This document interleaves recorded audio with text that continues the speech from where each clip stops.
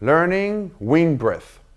Over the years, I realized that it's very important to bring as much oxygen into your system as possible, saturating your red blood system with oxygen. And then the oxygen gets carried by the red cells and deposit in the different layers throughout our body. It nourishes the bones, the skin, the internal organs, as well as the brain. But what I also realize is that most of us are shallow breathers. How often do you see people pump their ribs that you can literally see a movement in their shirt? Not that often. I always joke and I say, if you don't run after your food every day, or fight with other villages, or do 45 times a week cardiovascular, you are a shallow breather. We sit in our cars, we sit at the computers. Even walking lightly does not increase lung capacity. So what we have to do is make a conscious decision. And that conscious decision is to drag the air in throughout the day as many times as we can. Pump those ribs. I joke with my students that they have a little parrot over their shoulder, the Rami parrot, that says, breathe deep, throughout the day. I found tricks throughout the days that remind me to breathe deep because I realized that I forget, even that I really made a decision, a conscious decision to do it. I found out that when there's a red light, that's an opportunity for me to breathe deep. I found out that when I get into the car and close the car door and put the radio on, it's a sign for me to breathe deep. Before I get my emails, I press the button, wait for my email, close my eyes, and breathe deep. Waking up in the morning, opening the house door and stepping the first step outside, and on and on. When other people talking, especially when my wife does, that's just a joke.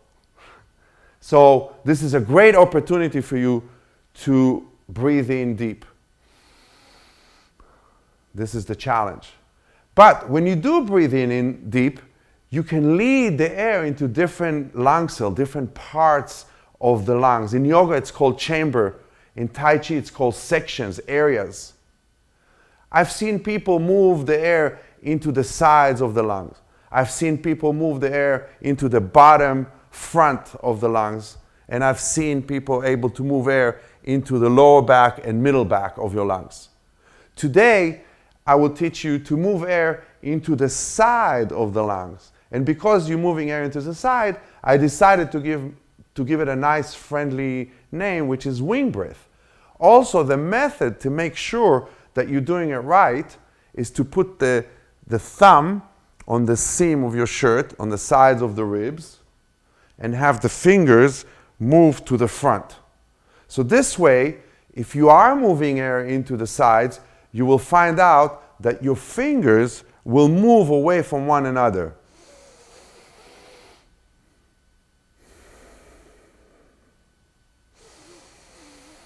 As you can see, I'm moving the air to the sides of the lungs, but I'm not moving air into the upper front, which is the common area that most people, if you ask them to breathe deep, will move their air into. Most people, if you ask them to breathe deep, they'll go right up into here. So this is just a little part of your lungs, the upper front part. Not many people can move the air into the different areas of the lungs or the chambers or the sections. So again, I'm putting my finger on the seam, the thumbs, then I'm allowing my fingers to move into the front of the trunk, ribs. Then I inhale, expand to the sides towards my wings, and exhale. You can see the fingers are moving towards each other. This is really about muscle isolation.